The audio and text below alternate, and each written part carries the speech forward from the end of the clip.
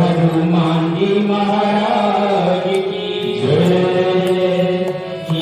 रामचंद्र की जय, उमापति महादेव की जय, राधा कृष्ण लाल जी की जय।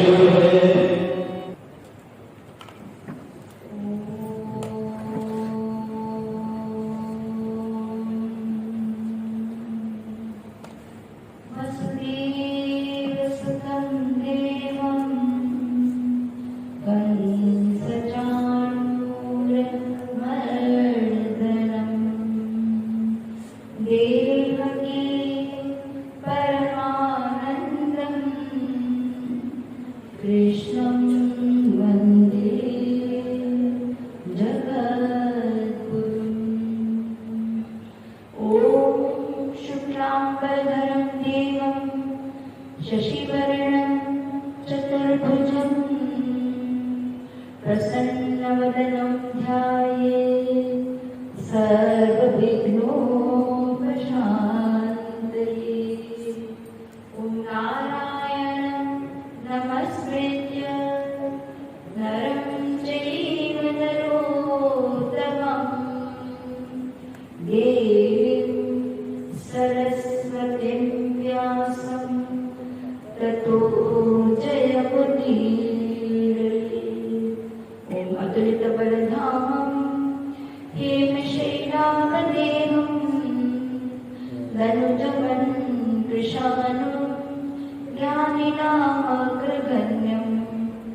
सकलगुणनिधानं वानराणामधीशं रघुपते प्रियभक्तं वातजातं नमामि। श्री रघुपति प्रियभक्तं वातजातं नमामि। ॐ चिद्रूपेण परिव्याप्तं त्रैलोक्यं सचराचरं तत्पदं दर्शितं येन तस्मै श्री गुरवे नमः। तस्मै श्री गुरवे नमः। परब्रह्म स्वरूप परम पूज्य परम आराध्य श्री सद्गुरुदेव भगवान के कमल चरणों में, श्री चरणों में इस सेविका का और हम सबका एक एक हृदय से अनंत कोटि साष्टांग दंडवत प्रणाम है। परम आदरणीय पंडित शर्मा जी, परम आदरणीय पंडित श्री तिवारी जी और आप सभी भक्तों को एक एक उनका हार्दिक नमन।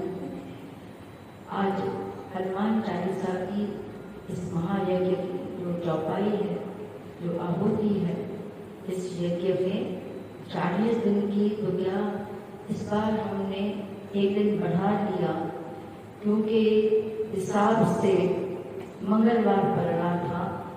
तो शुभ काम नया काम जो भी है, महाराज जी ने सिखाया कि मंगलवार को न करके और किसी दिन तो सोमवार मिल गया सदाशिव भगवान का दिन, हमने सोमवार से शुरू किया और स्थापना तो त्रयोदशी को हो चुकी थी। तो इस हिसाब से इस बार सवारी हो गई, अच्छा हो गया। 40 दिन के बजाय 41 दिन का ये अनुष्ठान चल रहा है। सब भगवान हनुमान जी की कृपा है। तो आज की चौपाई है, भीम रूप धरी असुर संहारे, श्री रामचंद्र जी के कार्य संवारे। भयंकर रूप धारण करके हनुमान जी ने, भीम का मतलब है भयंकर, भीम के भी क्या है, भीम कर्मा विपुदर, जिनके कर्म भी भयंकर हो, तो वो भयंकर रूप धारण करके हनुमान जी ने सारे राक्षसों को मारा और भगवान राम का हर कार्य संवारा। भगवान राम की हर तरह से उन्होंने सहायता की, सेवा की, सीता माता का पता लगाया और भगवान राम दी हुई अंगूठी माता सीता के पास पहुंचाई। सारा लंका का समाचार जाकर के भगवान को सुनाया और संजीवनी अंगूठी ला करके भगवान राम के भ्राता लक्ष्मण के प्राण बचाए। कई रावण के दरबार में दोनों राम लक्ष्मण को अपने कंधों में बिठा करके मौत से मुक्ति बचाया। मतलब एक नहीं, अनेकों कार्य उन्होंने सुग्रीव से कराया भगवान राम को, तरह तरह के अनेकों कार्य उन्होंने किए, भगवान राम की सेवा करी। अब हमारे शरीर के अंदर जितने सारे ये राक्षस वृत्ति है, काम क्रोध लोभ मोह अहंकार धर्म पाखंड घमंड, जितने भी ये विकार है, आसुरी संपदा है, तो अगर हम हनुमान जी का ध्यान करेंगे, मनन करेंगे, चिंतन करेंगे, जप करेंगे और सच्चे दिल से प्रार्थना करेंगे, तो हनुमान जी भीम रूप धरी असुर संहारे, तो हमारे अंदर बैठी हुई जो असुर वृत्ति है उनका नाश करेंगे। श्री रामचंद्र जी कार्य संवारे। तो भगवान राम जी का क्या कार्य संवारना, प्रभु का हम क्या कार्य अच्छा करेंगे, संवारेंगे क्या? जब हम दूसरों की सेवा में लग जाते हैं, समाज सेवा में लग जाते हैं, सब जो अपाहिज हैं, इसी तरह से हर प्रकार से वो अपने को नहीं चला पाते हैं, तो उनकी सेवा में जब हम लग जाते हैं, आश्रम है, आश्रम की सेवा का कार्य आप सब करते हैं, तो ये आपकी सेवाएं तो बहुत है, एक एक सेवा करता है। इन दिनों में जो ये सत्र चल रहा है हमारा, तो लड्डुओं की सेवाएं जो शुरू होती है, लड्डू भुनने से, बेसन भुनने से, फिर माताएं बहनों की तरफ से ये लड्डू बनते हैं। पुजारियों की सेवा समय 4 बजे से शुरू हो जाती है, दिन भर चलती रहती है। हमारे विद्वान पंडित आकर के आपको ज्ञान देते हैं, ये सब सेवा का कार्य है। तो ये एक प्रकार से भगवान का कार्य कर रहे हैं और भगवान अपनी कृपा उन पे करते हैं। तो ये जो भी सेवा का कार्य है, ये यज्ञार्थ कर्म है। जब हम यज्ञार्थ कर्म करते हैं तो प्रभु प्रसन्न होते हैं, यही सच्चा कर्म योग है। तो इन्हीं शब्दों से मैं यही विराम देते हुए अपने आदरणीय पंडित तिवारी जी को निवेदन करती हूँ कि अपने ज्ञान से हम सबको तृप्त करें और अपना ज्ञान दें।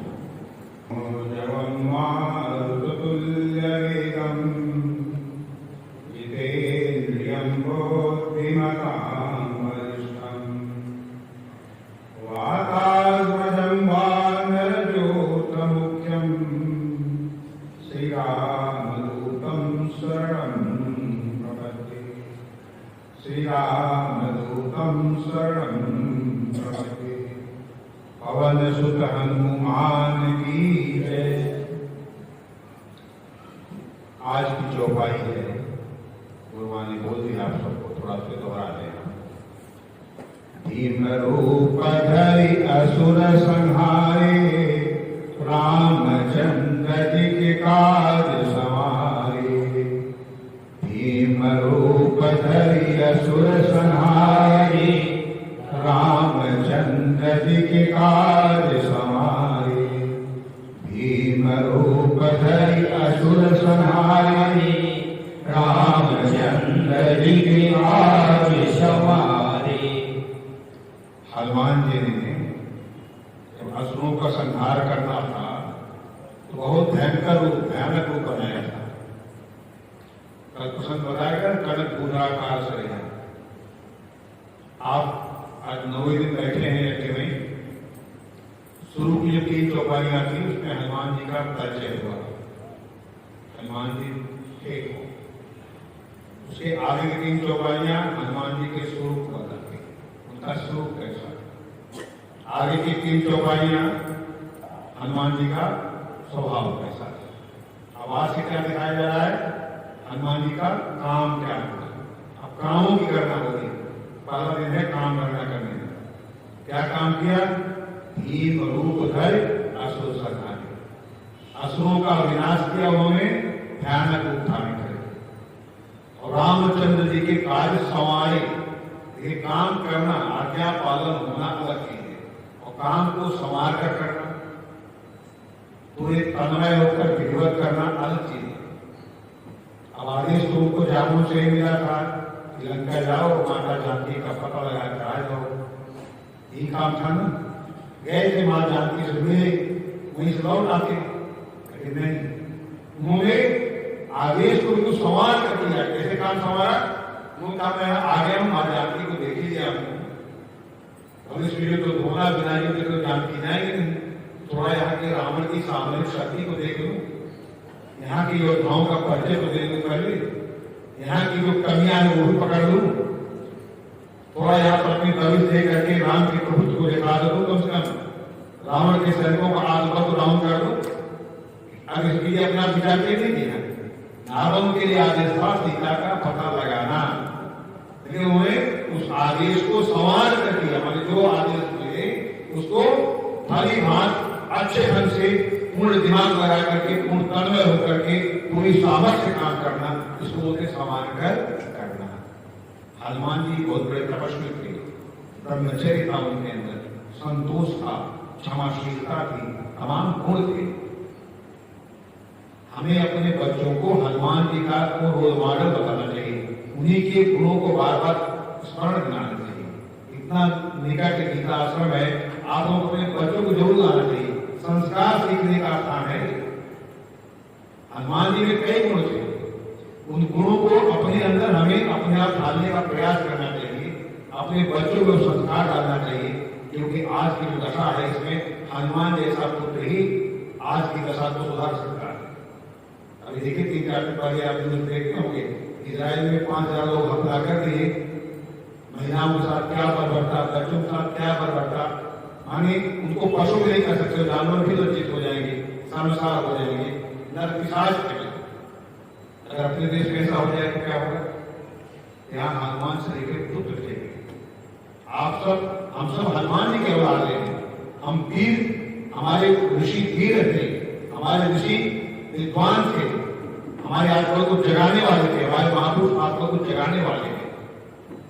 आप सब थोड़ा सा अपने घर में इसकी चर्चा किया करें, अपने बच्चों में हनुमान जी के गुणों को चर्चा करके उनको रोल मॉडल के रूप में, आज तो बच्चे सिनेमा से रोल मॉडल बना देते हैं, है ना। मैं आपको आह्वान करता हूँ, हे वीरों के वंश करो, हे ऋषियों की संतानों। आप लोग नॉर्मल नहीं हो, आप पूछा जाए गोत्र क्या है, कोई कहेगा मेरा गौतम गोत्र है, कोई कहेगा मेरा सांडिल गोत्र है। पंजाब वगैरह में उनके बड़े वीरों का नाम शास्त्री का नाम का गोत्र बना है ना, बड़े बड़े बहादुर नाम का गोत्र बना हुआ है। हम सब वीरों की संतान है, हमारे गोत्र वीरों के नाम पर है, बड़े बड़े ऋषियों के नाम पर है। हे वीरों के वंशधरों, हे ऋषियों की संतानों, वक्त की नजाकत को जरा पहचानो, आज नए भारत को शक्ति की जरूरत है, आज नए भारत को शक्ति की जरूरत है। इस समय अपने बच्चों को आप शक्तिमान बनाइए, सबल बनाइए, चित्रवान बनाइए, हनुमान जी को रोल मॉडल बनाइए। तुलसीदास ने देखा है 6 गुण अगर विकसित हो जाए तो हनुमान जी गुण स्वतः आ जाते हैं, है ना। तुलसी कभी न छोड़िए, क्षमा शील संतोष, संत मिलन हरि भजन, कोमल वचन आदोष। 6 चीज है। क्षमाशील बहुत बड़ा गुण है, क्षमाशील। क्षमा वही कर सकता है जो सामर्थ्यवान होता है कि नहीं। क्षमा से सोचिए उस भजन को जाके मुख गरल हो, हमें क्षमाशील बनना है। और दूसरा शब्द है शील। शील माने आते क्या होता है? शील माने चरित्र। चरित्र पर ध्यान देने से हमारा उद्धार को, हनुमान जी का चरित्र श्रेष्ठ था, ये मुझे नहीं भा सकता है। तो चरित्रवान संतान होना चाहिए। हम सबको चरित्र पर ध्यान देना चाहिए। अब किसका चरित्र कैसा है आप कैसे देख पाओगे, कैसे समझ पाओगे? अब इतने लोग बैठे हैं, किसका चरित्र अच्छा है कैसा बुरा है आप कैसे जानोगे? बहुत बढ़िया, मैं आपको मंत्र बताता हूँ, आप उससे जान जाओगे किसका चरित्र कैसा है। आप खाली समय में देखो आदमी क्या करता है। खाली समय में जो चरित्रवान लोग हैं, खाली समय में अच्छे साहित्य पढ़ेंगे, सत्संग करेंगे, पूजा पाठ करेंगे। ये खाली समय पाए तो आज भले खाली समय है, छुट्टी कर रहे हैं, मैं इतने काम करता हूँ।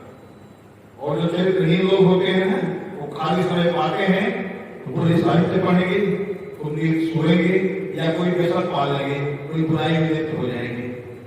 पहचान है कि आदमी चरित्रवान है कि नहीं है। आप शास्त्र हो देना और कालो गच्छति धीमता।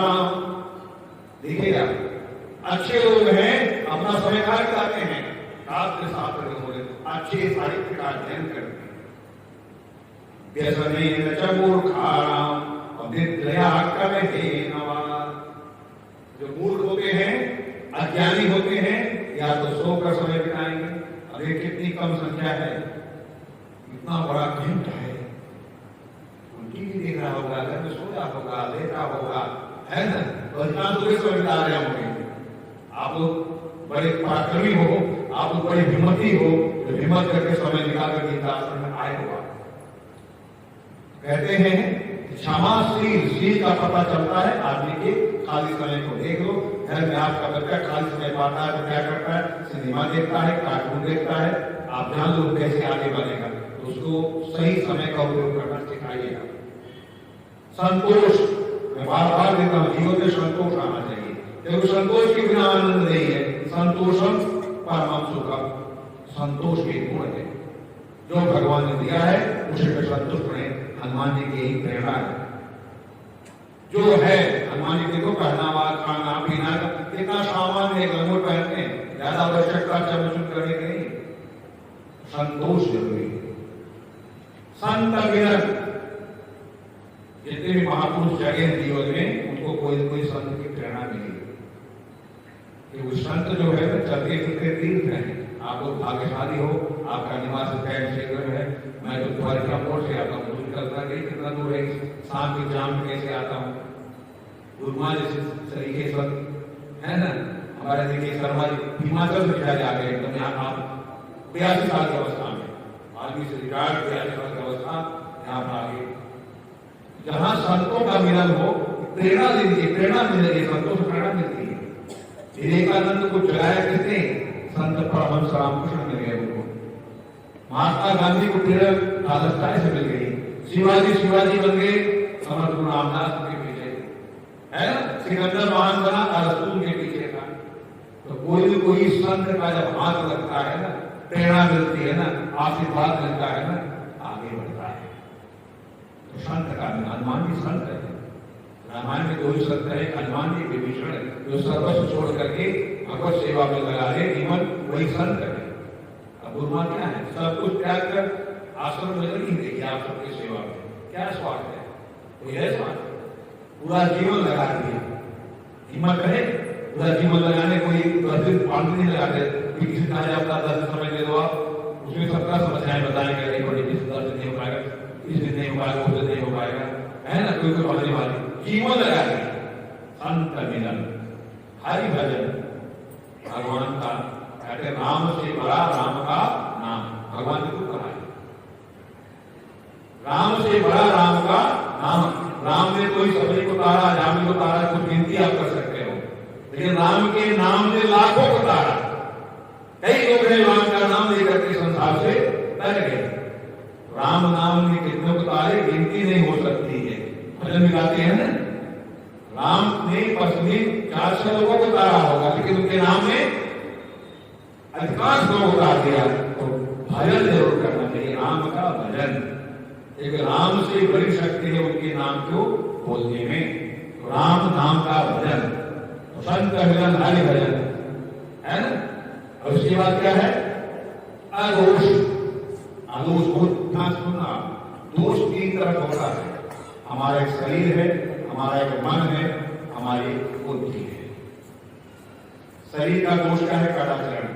जीवन में कदाचरण आ गया तो शरीर बेकार हो गई। कदाचरण समझ आप सब समझते होंगे। जीवन में कदाचरण नहीं आना चाहिए। हनुमान जी का जीवन देखिए, सदाचार है, सिंपल लिविंग, सामान्य जीवन है, सोच अपनी उच्चारण हुआ।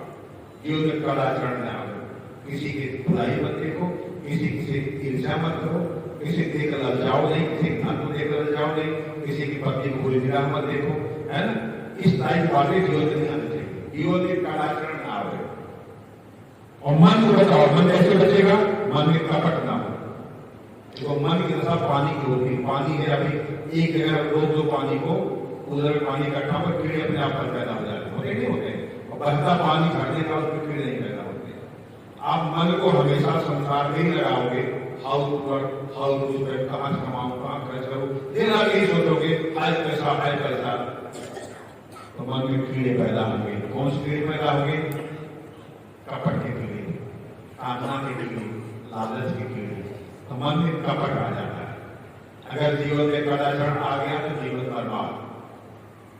अगर आपके मन में कपट आ गया तो आप कितना भी पढ़े लिखे हो, बड़े ऊंचे पद पर बैठे, सम्मान पर हैं, मन में अगर आप मन आपकी कपटी कर गया तो आप सम्मान को बैठेंगे, आप जीवन अशांत हो जाएगा। क्योंकि मन वैसा कपट नहीं व्यवहार करेंगे, पसंद लोग नहीं करेंगे।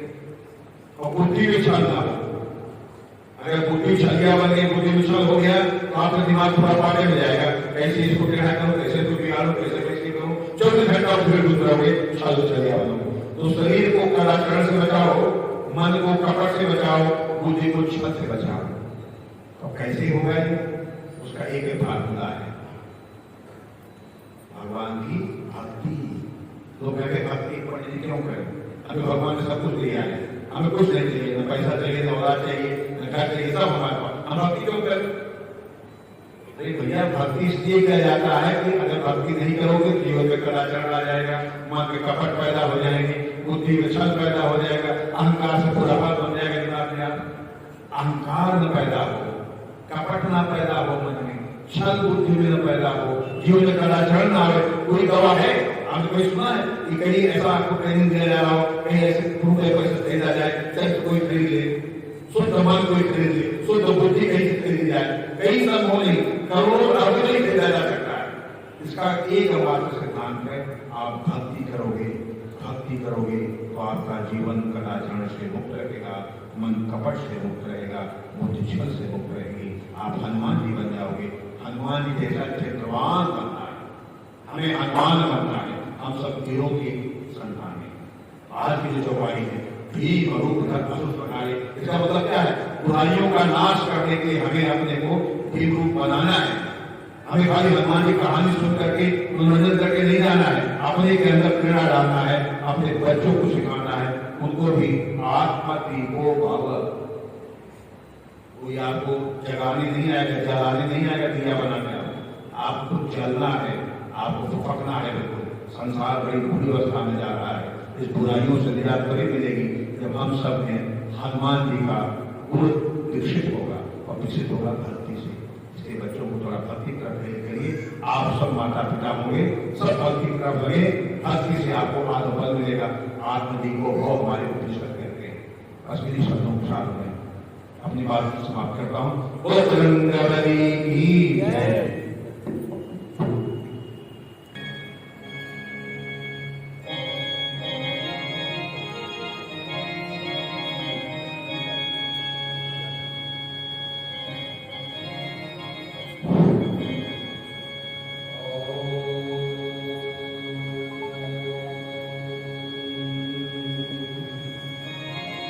ओंकारसंयुक्तं नित्यं विहायन्ति योगिनः आमदं मोक्षदं चैव ओंकाराय नमो नमः। ॐ श्रीहरिकेशवाय नमः। गजाननं भूतगणाधिसेवितं कपिध्वजम्बूफलचारुभक्षणं माधवं शूलविनाशकारणं नमामि विघ्नेश्वरपादं। ॐ एकदन्ताय विद्महे वक्रतुण्डाय धीमहि तन्नो दन्ती प्रचोदयात्। ध्यानमूलं गुरुर्मूर्ति पूजामूलं गुरोफलम् मंत्रमूलं गुरोर्वाक्यं मोक्षरूपं गुरोकृपा अखण्डमण्डलाकारं व्याप्तं येन चराचरं तत्पदं दर्शितं येन तस्मै श्रीगुरुवे नमः। ॐ नमः शम्भवाय च विभुभवाय च नमः शङ्कराय च मयङ्कराय च नमः शिवाय च शिवतराय च। हरिः ॐ तत्पुरुषाय विद्महे महादेवाय धीमहि तन्नो प्रचोदयात्। शुक्लां ब्रह्म विचारसार भगवामाद्यां जगद्व्यापिनी वीणा पुस्तकधारिणीं अभयनां व्याख्यानकारापहां हस्ते स्फटिकमालिकां विलकीं पद्मासने संस्थितां वन्दे तां परमेश्वरीं भगवतीं मुक्तिं प्रदां शारदां। नारायणं नमस्कृत्य नरं चैव नरोत्तमं देवीं सरस्वतीं व्यासं ततो जयन्तीं। वसुदेवसुतं देवं कंसचाणूरमर्दनं देवकी परमानन्दं कृष्णं वन्दे जगद्गुरुम्। अञ्जनानन्दनं वीरं जानकी शोकनाशनं कपीशमक्षहन्तारं वन्दे लङ्काभयङ्करम्। बोलो प्रभु हनुमान की जय। अंजनानंदन हनुमान जी जो महावीर है, माता सीता का शोक हरण करने वाले हैं। माता सीता का शोक हरण किया जिन्होंने, वानरों के अधिपति माने जाते हैं और रावण का जो प्रिय पुत्र था अक्षय कुमार, उसको मारने वाले कपीश अक्षहंकार वंदे लंका भयंकरम, जिनका नाम सुन करके सारे लंकावासी राक्षस थर थर कांपने लगते हैं, भयभीत हो जाते हैं। हनुमान का नाम स्मरण करते ही सब डर जाते हैं। ऐसे जो हनुमान जी हैं उनको हम प्रणाम करते हैं। आज की चौपाई और कल की चौपाई ये दोनों आपस में मिली हुई थी। पिछली जो चौपाई थी वो थोड़ी सी कमी रह गई थी क्योंकि बच्चों का नाटक था, और आज की जो चौपाई है वो एक जैसी ही है। जो कल का प्रसंग था सब इसमें भी है। इसलिए अपने मन को और वाणी को शुद्ध करने के लिए एक कीर्तन सब बोलेंगे।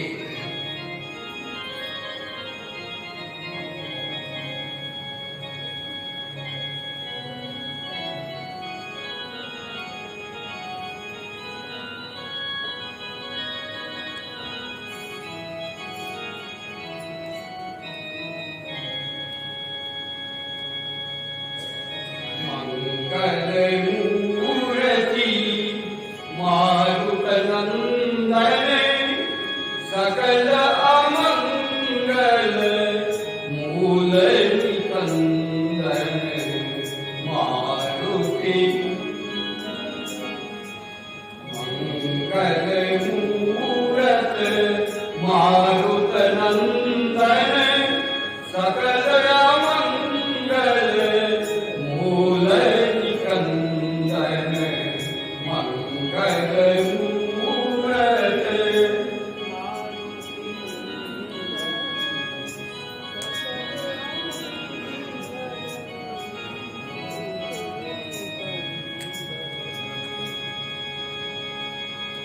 सूक्ष्म रूप धरि सियहि दिखावा, सूक्ष्म रूप धरि सियहि दिखावा, विकट रूप धरि लंक जरावा। मंगलमूर्ति मारुतनंदन सकल अमंगल मूल निकंदन मंगल। भीम रूप धरि असुर संहारे,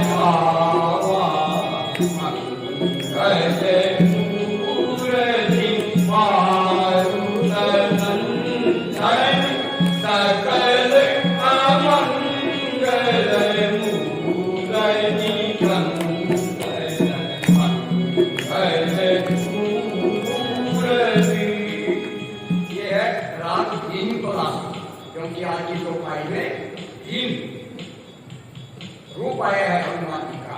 और ये जो राग है ये भीम पलासी राग है। तो इस प्रकार से ये आज का कीर्तन हो गया। तो कल थोड़ा सा छूट गया था कल का प्रसंग कि हनुमान जी ने अक्षय कुमार जो है उसका संहार कर दिया, अक्षय कुमार को मार दिया और रावण को बड़ा भारी दुख हुआ। पूरी सभा बुलाई गई, राज्यसभा रावण की, और ऐसा कौन सा ऐसा वानर आ गया है कि जिसने सारे असुर मार दिए। हमने तो बड़े बड़े योद्धा जिनको कोई परास्त नहीं कर सकता है, ऐसे अपनी उस प्रिय अशोक वाटिका की रक्षा के लिए रखे थे और उसने उजाड़ दिया और हनुमान जी ने उन सबको मार दिया। ऐसा भयंकर रूप हनुमान जी ने वहां पर धारण किया कि जितने भी राक्षस थे सब टूट फूट गए, हड्डियां टूट गई, कईयों का सिर फूट गया। और इस प्रकार से रोते चिल्लाते जब वो रावण की सभा में पहुंचते हैं तो रावण को अपनी सभा बुलानी पड़ी। वो क्या करना चाहिए? तो रावण का एक बेटा था, बड़ा बेटा, नाम था मेघनाथ, बहुत बड़ा था। उसने तो स्वर्ग लोक में चढ़ाई करके देवताओं के राजा इंद्र को भी जीत लिया, इतना बड़ा। और वो भी अपने पिता से भी बढ़ करके था। उसका पिता जो रावण था वो तो जहां कहीं भी स्त्रियां मिल जाती थी, लड़कियां मिल जाती थी, कन्याएं मिल जाती थी, उन सबको हरण करके ले आता था और लंका में कैद कर देता। परंतु उसका जो बेटा था वो भी कम नहीं था, पुत्राधिक्षेप पराजय। कहते हैं भाई पुत्र जो हो तो पिता से आगे बढ़ना चाहिए, वो भी ऐसा ही कहता। और वो घूमता घूमता पाताल में गया और वहां वसुकी नाम की जो पुत्री थी, सुलोचना नाम था, उसके पिता के सामने उसके पिता को मारपीट करके और उसकी पुत्री का हरण करके किया और जबरदस्ती विवाह किया। तो इस प्रकार से वो मेघनाथ जो इंद्रजीत है उसको कहा कि तुम जाओ, लाओ उस बंदर को, हम देखना चाहते हैं कैसा है, जिसने इतने बड़े बड़े बलवान राक्षसों का संहार कर दिया। ऐसा भयंकर है वो गांव। मेघनाथ जाते हैं और वहां उसको चलाते हैं। अस्त्र कई प्रकार के अस्त्र होते हैं। ब्रह्मास्त्रम प्रथम प्रोक्तम, द्वितीय ब्रह्म दंडकम, ब्रह्म शिरा तृतीय सूर्य प्रथम नखम, आग्नेय पंचकम जैव वायु षष्ठकम समृतम, नारसिंहम सप्तमं च। ये सब विधा एक था। लड़ाई में कहते हैं उस टाइम में अस्त्र 7 प्रकार के अस्त्र को बताए गए हैं।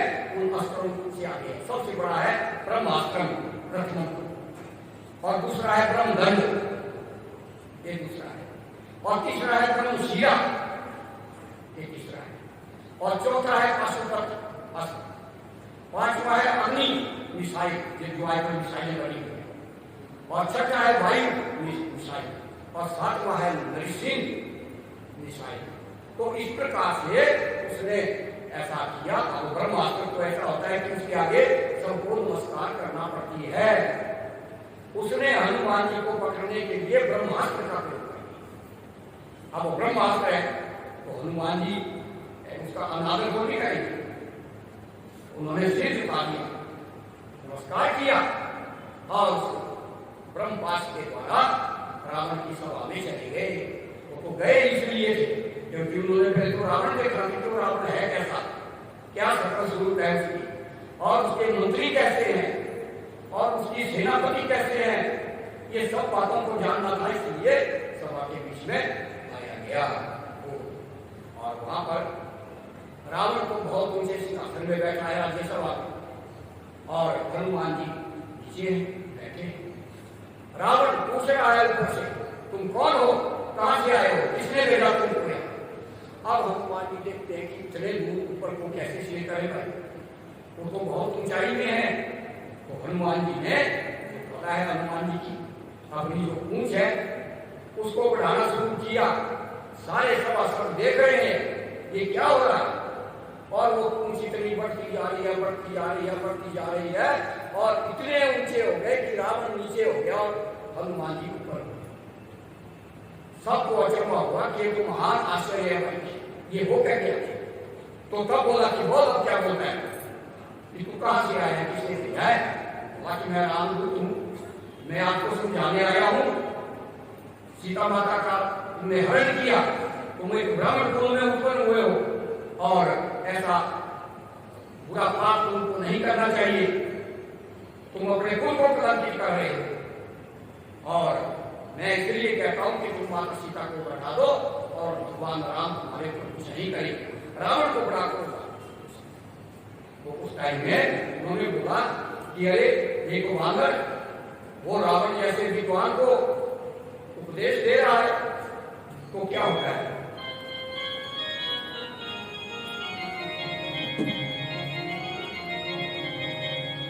उल्टा होई कहाई हनुमाना, उल्टा होई कहाई हनुमाना,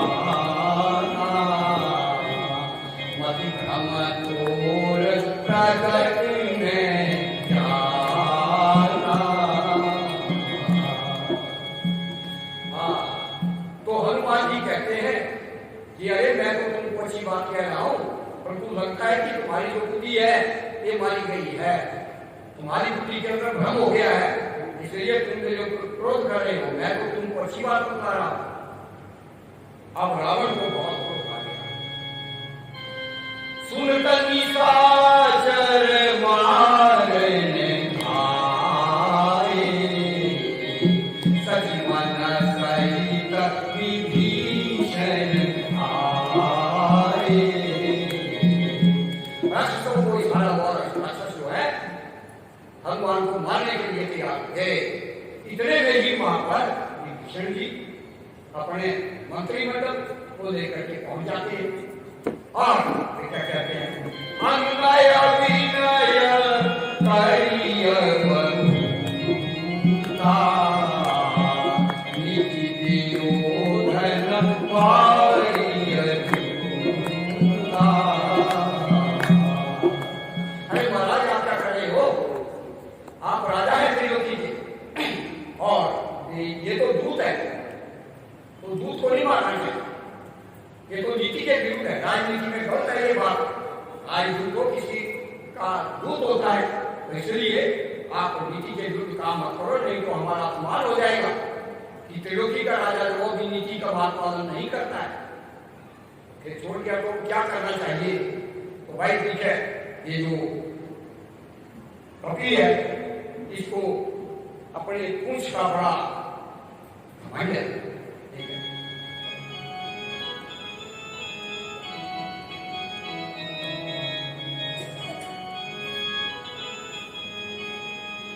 कपि के ममता पूंछ पर, सबहि कहे समझाई।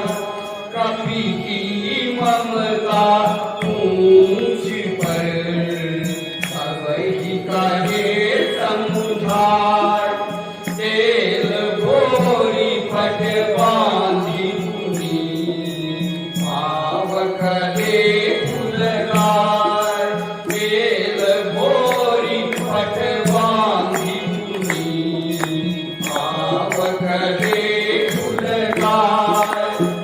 हाँ, तो आप बड़े बड़े मंत्री जो बैठे हुए थे उन्होंने कहा ठीक है, अगर दूत है इसको मारना नहीं है, तो इसने अपनी पूंछ का बड़ा भाई का दिखाया यहाँ पर और हमारे महाराज से ऊपर पहुंच गया।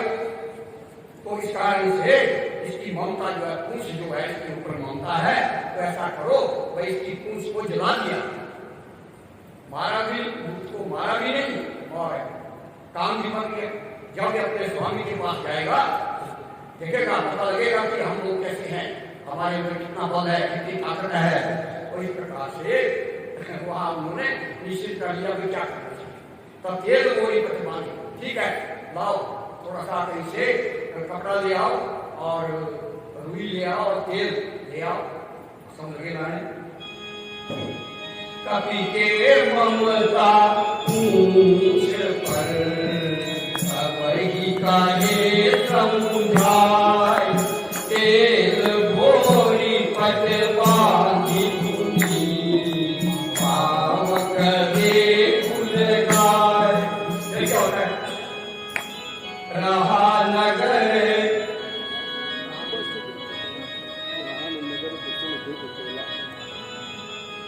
रहा नगर बसन कृत केला बारी पूछ आने कभी खेला।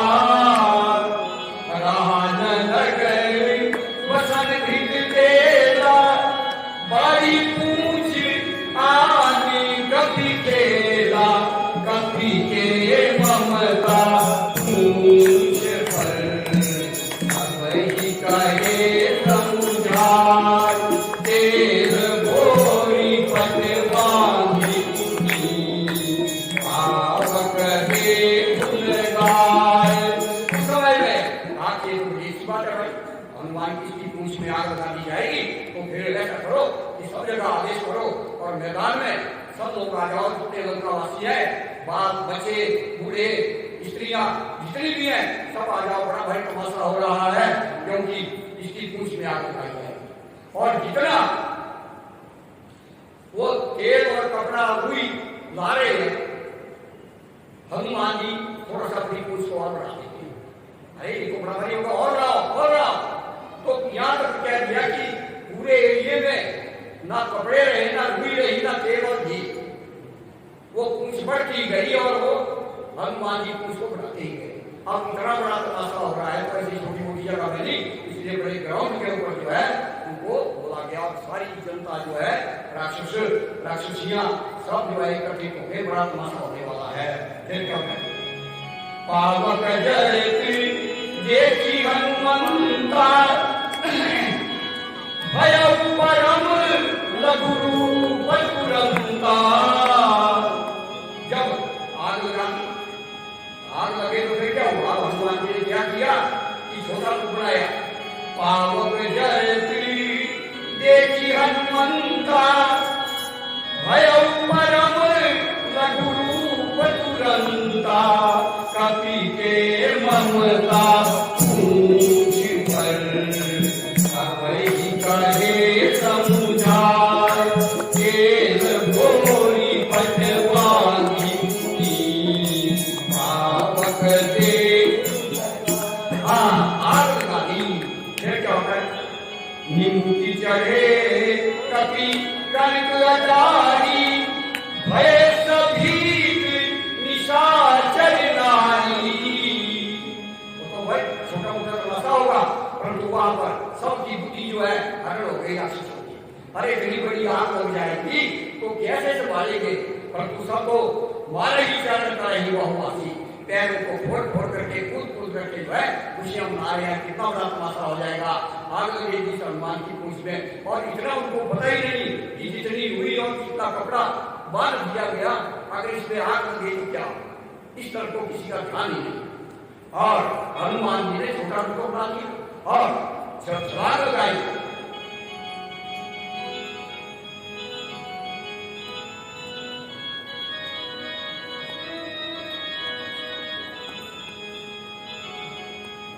निमुखी चढ़े कपि कनक अटारी भय सभीत निशाचर नारी।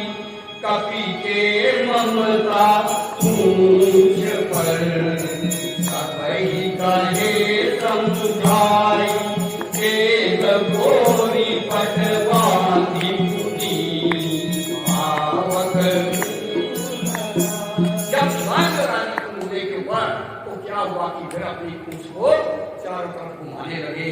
अब उनकी होश आई, जितने राक्षसियां जितने भी थे, अब होश आई कि हमने क्या कर दिया। और क्या करते?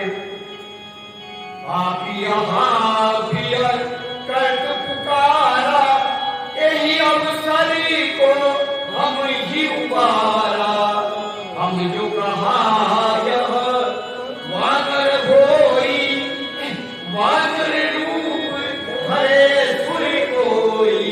कपि के ममता पूछ पर अब ही कहे समझाय। कपि के ममता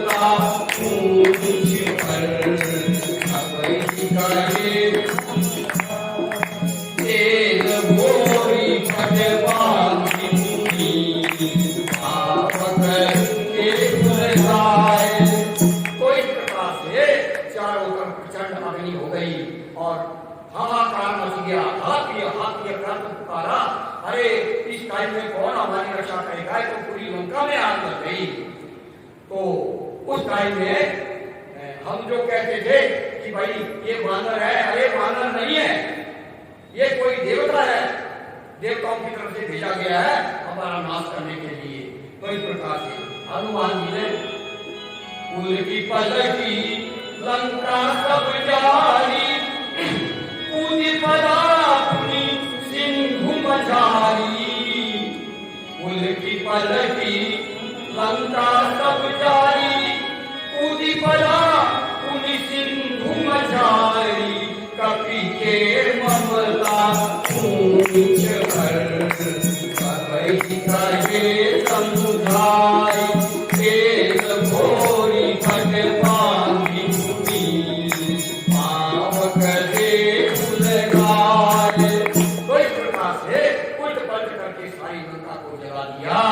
परंतु इसमें एक बड़ा रहस्य बताया गया है, क्योंकि रावण जो था वो तो देवताओं का बड़ा शत्रु था, उसने नवग्रहों को भी कैद कर रखा था और मंत्रों के द्वारा उसने नवग्रह भी कैद कर रखे, उसकी आज्ञा का पालन करते थे।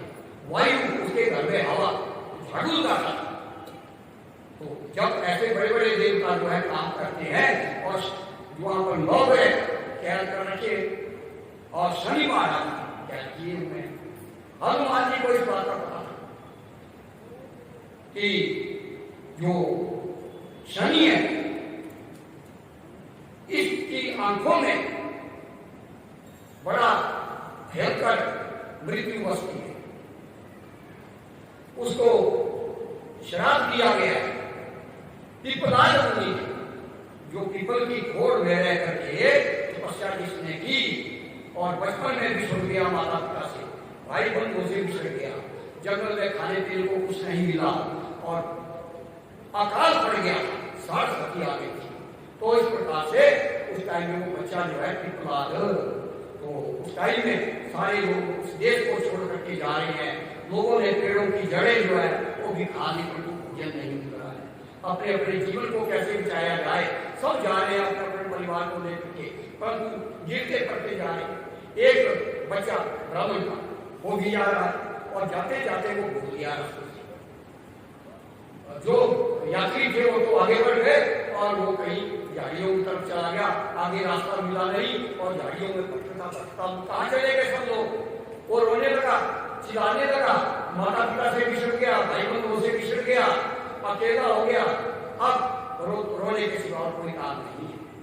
तो इस प्रकार से अब बच्चा काफी रोया, अब क्या करे, थोड़ा सा आगे गया तो आगे क्या देखा उसने कि सारा जंगल तो सूख गया था, क्योंकि अकाल पड़ा हुआ था। 60 सती 7.5 साल कुछ नहीं बचा था, परंतु पीपल का पेड़ एक हरा भरा था और बच्चे को थोड़ा सा आशा हुई, पीपल के पेड़ के पास गया तो पीपल का पेड़ जो था उसके जो फल थे सूखे हुए वो जमीन में गिरे हुए और पास ही एक छोटा सा पानी का तालाब भी था।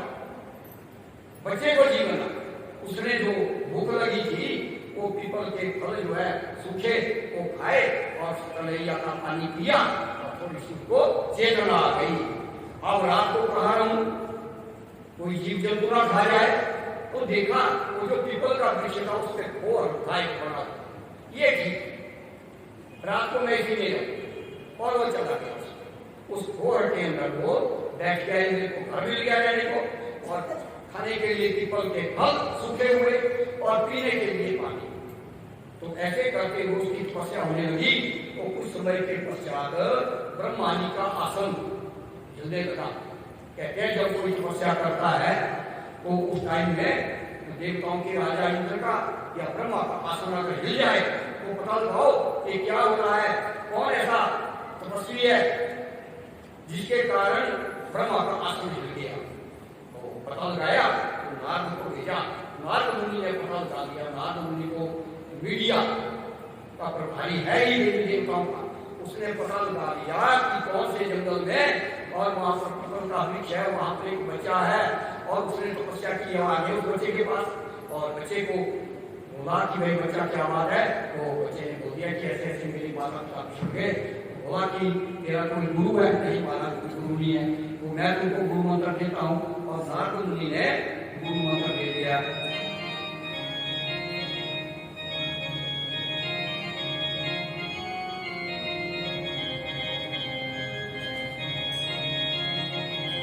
हे बच्चा बोलो हरि ओम नमो भगवते वासुदेवाय। हरि ओम नमो भगवते वासुदेवाय। हरि ओम नमो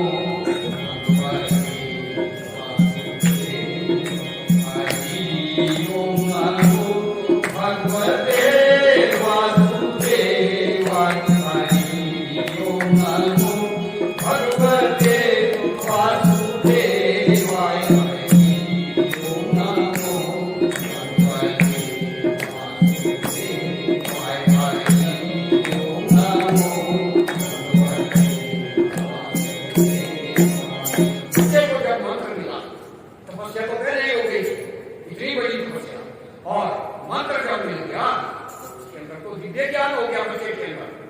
और उसने नारद मुनि को पूछा कि महाराज ये बताओ मेरी हालत कैसे हुई? मैं अपने माता पिता से कैसे बिछड़ गया, अपने भाई बंधुओं से कैसे बिछड़ गया और जंगल में भूखा प्यासा एक ऐसा क्यों हुआ मेरे साथ? तो बोला कि देखो इस देश के ऊपर सात सती आई थी, तुम्हारे ऊपर भी सात सती आई थी। तो क्या है वो शनि है। तो शनि को जो है मतलब उसकी वजह से तुम्हारे यहाँ तो एकदम बच्चे के अंदर तब तो था ही। और उसने बोला शनि आसमान में, सातवें आसमान में शनि है। ऊपर की तरफ को दृष्टि की और एकदम शनि का जो ग्रह वहां से जो शनि आत्मा है वो नीचे गिर पड़ी और गिरते इतने जोर से गिरी कि उसके पैर ही टूट गए, पंगु हो गया। शनि जो लग रहा है तब तो किसी को शनि आ जाता है तो चलने फिरने में दिक्कत हो जाती है। अब शनि महाराज ब्रह्मा जी के पास प्रार्थना करने लगा कि महाराज अब मैं कैसे जाऊंगा, मुझे जो काम सौंपा गया है मैंने तो सब राशियों में भ्रमण करना है। तो ब्रह्मा जी ने वरदान दे दिया कि जाओ आज से तुम्हारी जो निर्दृष्टि है इसी में तुम्हारा जाने का फल है। तुम एक जगह में बैठ करके देखते रहना, जहां भी तुम्हारी दृष्टि पड़ेगी वहां पर तबाही हो जाएगी। तो इसलिए पिपलाद मुनि ने वो तोड़ दिए थे उसके पैर। इसलिए पीपल के वृक्ष में आजकल भी अभी ज्योति जलाते हैं, जल चढ़ाते हैं, शनि की पीड़ा दूर हो जाती है। तो इसी प्रकार का वो शनि कैद कर रखा था रावण ने मंत्रों के हनुमान जी को इसका पता था। और सबसे पहले उन्होंने हनुमान जी को भोलावास जिस अंदर किया उनको पता था कि इसकी दृष्टि जब पड़ेगी लंका और दूसरी तरफ हनुमान जी ने आग लगा दी। अब आग में जाने से तो सोना चमकता है, परंतु आग लगाने से वो सोना बिल्कुल ऐसा हो गया, बिल्कुल काला हो गया, लोहे की तरह हो गया। ये है शनि की दृष्टि, सोना होते हुए लोहा पड़ गया और काली हो गई लंका। तो इस प्रकार से हनुमान जी ने ऐसा कार्यक्रम किया। उसके बाद माता सीता के पास आते हैं और सीता माता के प्रणाम करते हैं कि मातु मोहि दीजे कछुचीना, जैसे नायक मोहि दीना। तो अब सीता माता के पास उसको उठाई, वो ठीक है कतो वस्त्र कतो मुक्त्वा दिव्य चूड़ामणि शुभम प्रदेव राघवाई थी सीता हनुमते ददौ। चूड़ामणि जो सौभाग्य का द्रव्य था, एक आभूषण था, वो छुपा करके रखा था सीता माता ने और वो दे दिया और इसको राघव को दे देना। और हनुमान जी वहां से आ गए। तो आज की जो चौपाई थी, इस चौपाई में यही उपाय है।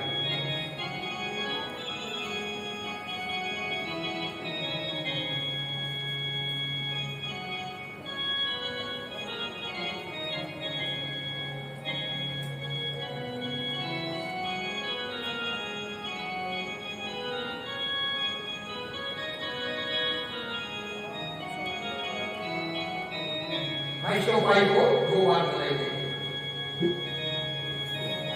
मंगल मूल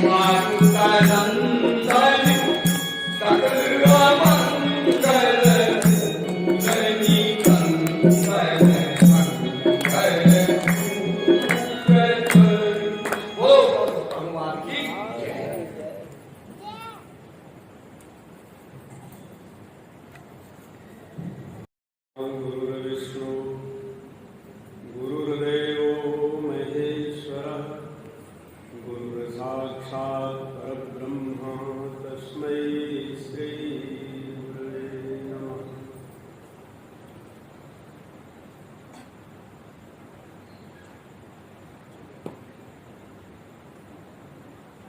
श्री हनुमान चालीसा की स्मृति विराजमान गुरुमा पूज्य पंडित जी पंडितत्व समस्त ब्रह्मचारी माताएं बहनें,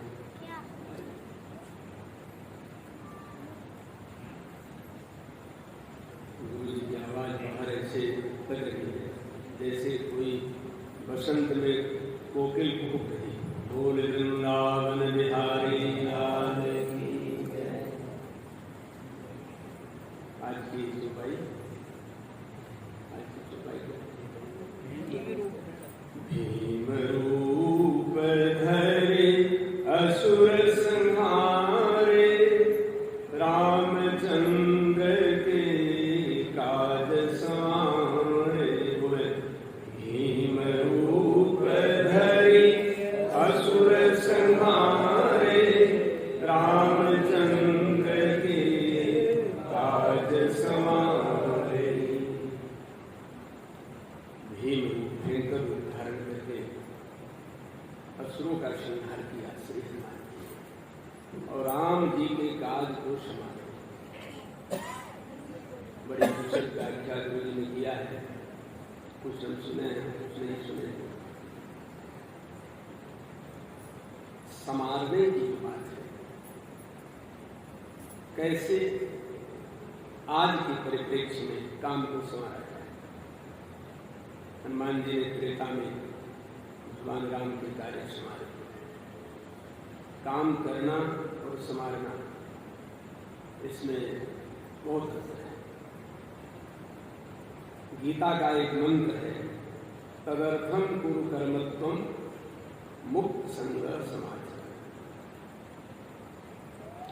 जैसे हम कोई काम करें, जैसे हम पंडित जी हैं, पूजा पाठ करते हैं,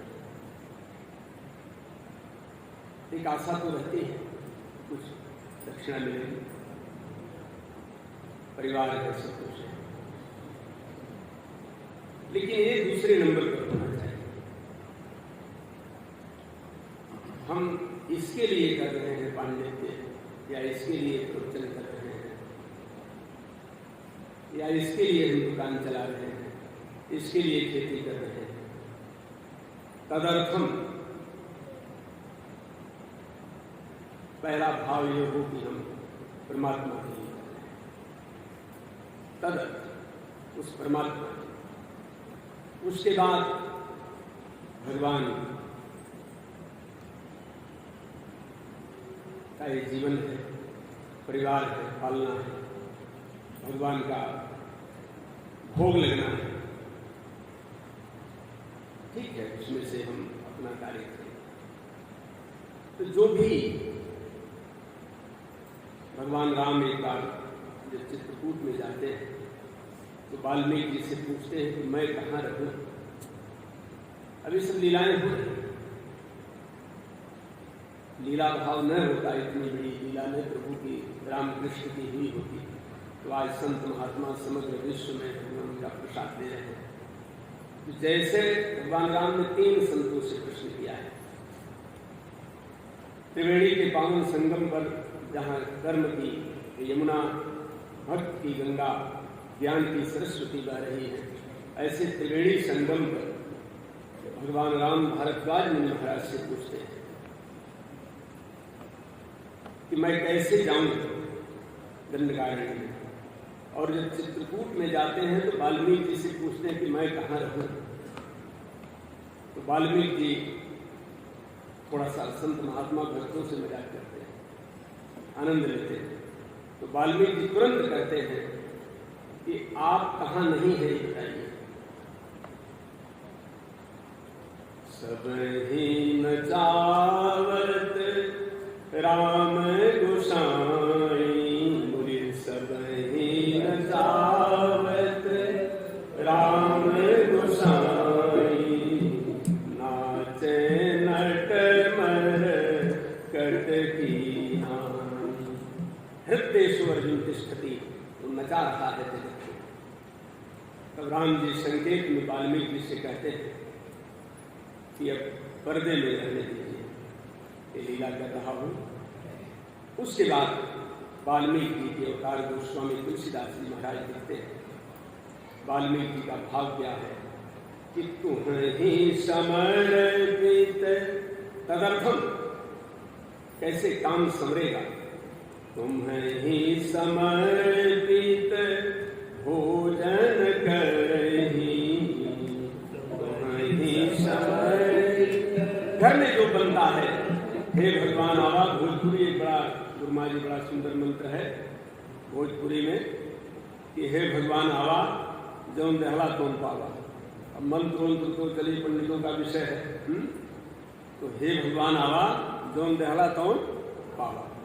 तो वाल्मीकि जी कहते हैं कि ही समर्पित भोजन करही, ही समर्पित भोजन करही, प्रभु प्रसाद पद भूषण धर।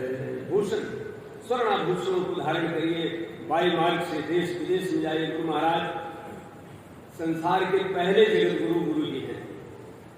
समग्र जगत में जो केवल एक दिन के लिए नहीं गए, महीनों महीनों रहकर पूरे विश्व में आए। तुम्हें ही समर्पित भोजन करें। जो कुछ सत्व रज तम, कोशिश करिए सात्विक भोजन लेने का, लेकिन किसी कारण बस नहीं ऐसा हो पा रहा, तो जो भी प्रभु दिए हैं भगवान को पहले समर्पित करिए। जो कार्य है वो भगवान को समर्पित करिए कि प्रभु आपकी कृपा से, कहते हैं ना कि आपकी कृपा से सब काम हो रहा है, करते हो तुम कन्हैया मेरा नाम हो रहा है। तो ये भाव हृदय में हो, भोजन बन रहा है ठाकुर जी के लिए, भोग लगना है। हम नौकरी कर रहे हैं ठाकुर जी के लिए, कथा कर रहे हैं प्रभु के लिए। जो भी जीवन में कुछ हो रहा है परमात्मा के लिए हो रहा है, ये है तदर्थम कुरु कर्म। और जब उस परमात्मा के लिए कार्य होगा तो आपका सब कार्य संवरेगा। श्री हनुमान जी महाराज का स्वरूप देखें रामावतार में, जहाँ राम जी की झांकी होती है, श्री हनुमान जी छोटे से स्वरूप में राम जी को देखते हैं। ये सेवा जगत में यदि सेवा धर्म देखना है तो श्री हनुमान जी को देखिए, सारा जीवन लगा दिया रामावतार में चरणों में, कृष्णावतार पर ध्वज पर, और इस कलयुग में जितनी हमारी शक्तिपीठ है, 51 शक्तिपीठें हैं, सब जगह श्री हनुमान जी। माँ वैष्णो देवी का जो भी कुंवारी पीठ है, कलयुग में भगवान अवतार लेकर के उनके साथ पाणी ग्रहण संस्कार होगा, वहां अर्धकुमारी में भी हनुमान जी भैरव को मारने के लिए तैयार है। माँ ने कहा नहीं, इसका वक्त मैं करूँ। तो श्री हनुमान जी को सबका आशीर्वाद, सबके लाडले। माता जी हमारे मंदिर में कुंठलों प्रसाद चढ़ जाता हनुमान जी को, सारी दक्षिणा उसी तिजोरी में आती है। कई बार अधिकारी पूछते हैं कि क्या बात है, सबसे मेन तो कमांडेंट है राम जी, बाहर लिखा है श्री हनुमान जी का मंदिर। तो हमने कहा कि सबके लाडले हैं और बच्चे को भोजन मिल जाए तो माँ बिना भोजन किए प्रसन्न हो जाती है। बोले वृंदावन बिहारी लाल की। इसलिए हनुमान जी की आराधना से जीवन के हर कार्य संभलेंगे, हैं? ठीक है। श्री हनुमान जी सब सुख है, बोलिए सब सुख है तुम्हारी शरणा, सब सुख है। बस एक हनुमान जी को पकड़ लीजिए। अब ये जान लीजिए कि कभी ध्यान में आवे तब ये देखिए कि आपका मालिक कितने कितने लोगों को पकड़ा है और कितने कितने लोगों की कृपा बनी हुई है। गुरु जी कहते थे कि हनुमान जी को पकड़ो। अब हनुमान जी जितने लोगों को पकड़े हैं सबकी शक्ति उनके पास है। उन्होंने जैसे कार्य संभाला ऐसे तुम्हारे सब काम समझ जाएंगे। बोले वृंदावन बिहारी लाल की जय। श्री कृष्ण गोविंद हरे मुरारी, हे नाथ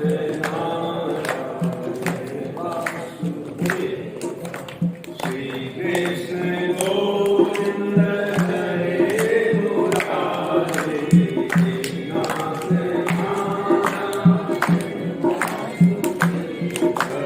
श्री कृष्ण गोविंद हरे मुरारी, हे नाथ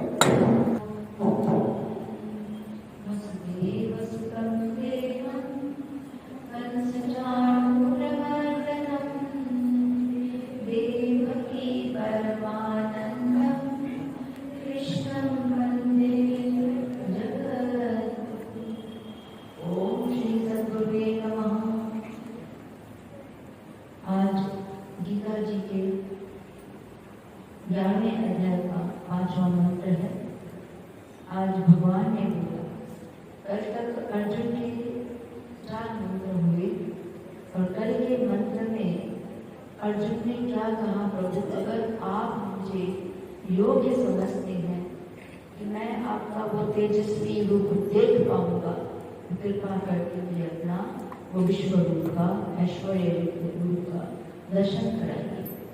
भगवान बड़े प्रेम में भर गए और बोलने लगे,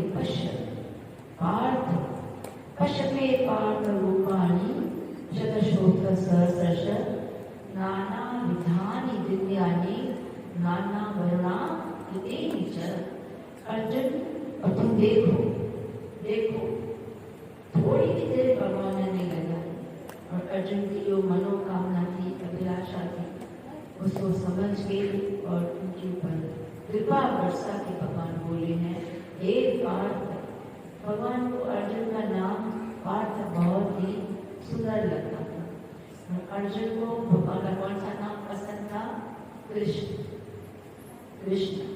इसलिए अंतिम श्लोक में दोनों के नाम ऐसे आए, यत्र योगेश्वर कृष्ण, यत्र पार्थो धनुर्धर, तत्र श्री विजयो मध्य। दोनों के नाम ऐसे आए हैं जो एक दूसरे को बड़े चाव से बुलाते थे, कृष्ण और पार्थ। आज भगवान ने कहा, हे प्रतापुत्र अर्जुन, और तुम देखो पश्चिमी पार्थ रूपाणी में सारे रूपों को देखो, शतशोथा सहस्र, सैकड़ों हजार का मतलब ये नहीं है कि 100 या 1000 हो। संसार में जितने सारे जीव हैं, न सिर्फ मनुष्य, जितने भी जीव हैं सब उनके ही रूप हैं। नमो अनंताय सहस्रमूर्तये सहस्रपादा शिशोर्भावे सहस्रनाम्ने पुरुषाय शाश्वते सहस्र कोटि युग धारणे। युग कोटि, तो इस तरह से वो मेरे रूप थोड़े नहीं है, हजारों लाखों करोड़ों बोलते ही जाओ, पता ही नहीं किसी को कितने रूप है। और भगवान ऐसे चित्रकार है, इतने रूप उन्होंने बना दिए। भले तो वो जुड़वा है, पर वहाँ कुछ न कुछ जो है डिफरेंस है। एक जुड़वा बच्चे 5 मिनट लेंगे, एक जुड़वा बच्चे अमेरिका में है, अब तो बड़ी हो गई, शादियाँ भी हो गई। जब छोटे थे तो हमारे पास आते थे, एक का नाम था राम, दूसरे का नाम था कृष्ण। तो मैं हमेशा पूछी तुम राम हो ना? तो कहता नहीं मैं कृष्ण हूँ। हमेशा मैं हार जाती थी। आखिर मैंने सोचा मैं देखूं कोई तो निशानी होगी, दूसरे से अलग होंगी। बस एक निशानी थी, राम के कान पे तिल था, कृष्ण के कान पे तिल नहीं था। वो तिल जो है वो एक डिफरेंस था। तो फिर मैं पकड़ गई, मुझे बात आ गई, मैंने कहा तुम राम हो? हाँ मैं राम हूँ। मतलब मेरे कहने का ये है कि जुड़वा बच्चों में भी कुछ न कुछ अंतर है। तो ये ऐसे भगवान ने इतने सारे रूप बनाए, इस चित्रकारी करी उन्होंने सारे संसार की। नाना वर्णन नहीं चल, तरह तरह के वर्णों के, कोई खिलखिलाता हुआ, कोई हंसता हुआ, कोई गर्जना करता हुआ, कोई भोगता हुआ, है ना? ऐसे ऐसे रूप उन्होंने जो संसार ने बनाए। और वर्ण के जो रंगों के, कोई सफेद है, कोई काला है, कोई भूरा है, इस सारे को बुला के मोर को देखो कितने सारे रंग है मोर के अंदर। तो ऐसे संसार में जितने मनुष्य, अफ्रीका में चले जाओ सारे रूप काले काले में, इतने काले में, परंतु भगवान भी तो काले हैं। इसलिए हमको क्या करना है? सबका समान करना है। आज भगवान कहते हैं अर्जुन तरह तरह के रंगों के मेरे रूप देखो, तरह तरह की आकृतियों के देखो, कोई मोटा है, कोई पतला है ना? कोई लंबा है, कोई बूढ़ा है। तो तरह तरह के वो ऐसे उनके भाव है। मैं विस्तार पे कहूँगा और तुम देखते जाओ। इन शब्दों से राम मृत्यु, हालांकि ये जो श्लोक है बड़ा डीप डाउन है, परंतु समय का भी ध्यान रखना जरूरी है। इन्हीं शब्दों से ओ श्री हनुमंत लाल की जय।